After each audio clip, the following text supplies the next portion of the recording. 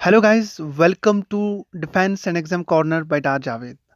हम आज के करंट अफेयर में बात करेंगे अपने नेबरिंग कंट्री पाकिस्तान की। हम बात करेंगे पाकिस्तान के फर्स्ट मून मिशन के बारे में।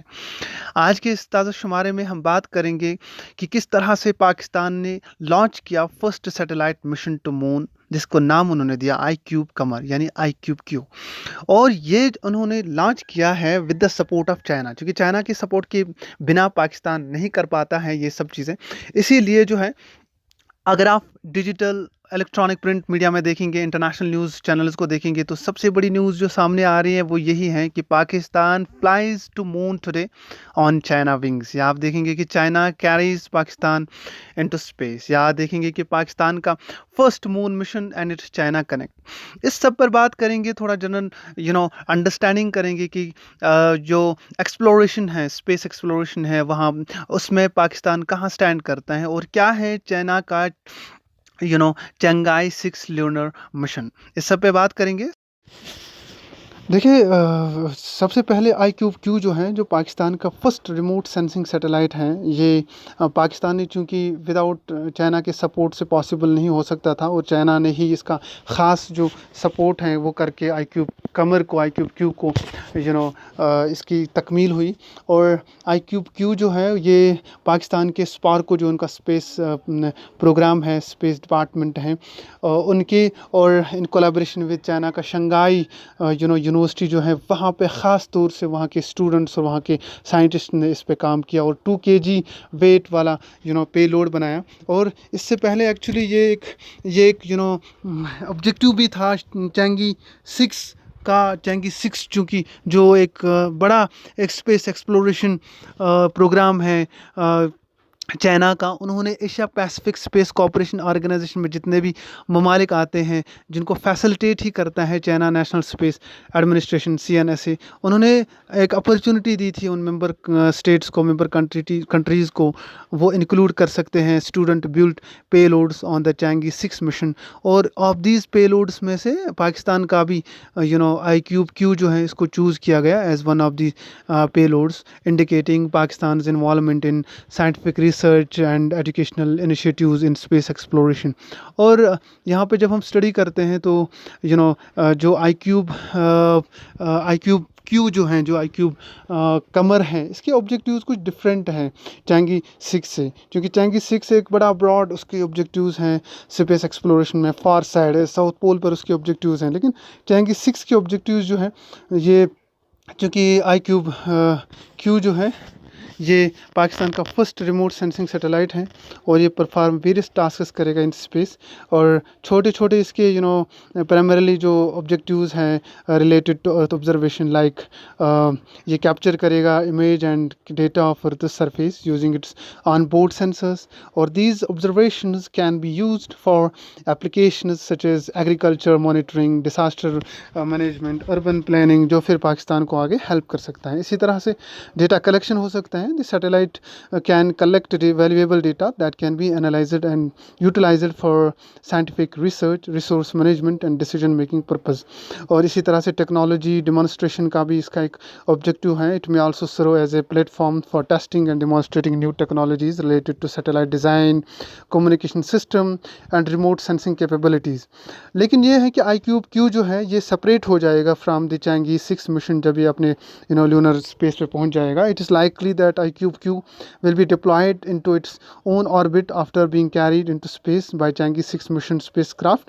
Once in its designated orbit, IQQ will operate independently to fulfill its mission objectives. और इसका जो मिशन है वो भी वेरी हो सकता है depending on factors such as its orbit, power supply and operational life span.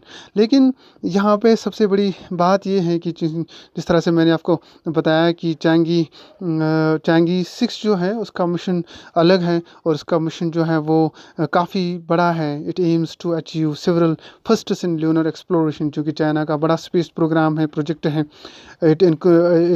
इसका एम है कि अचीव करेंगे several first firsts in lunar exploration, including being only the second mission to land on the lunar far side. It targeted the South Pole Aitken Basin, one of the oldest lunar impact craters, to collect samples. और ये samplers जो हैं they can provide valuable insights into the composition and age of the lunar far side, और contribute करेगा हमारी understanding को of early history क्या रही है solar system की।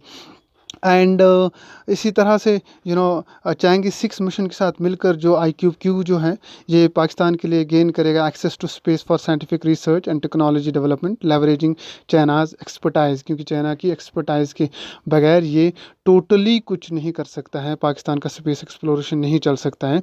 और यहाँ पर मोस्ट इम्पॉर्टेंट चीज़ ये है कि रीजनस क्या है कोलैबोरेशन और why Pakistan may not have done it independently, why they may not have done it themselves.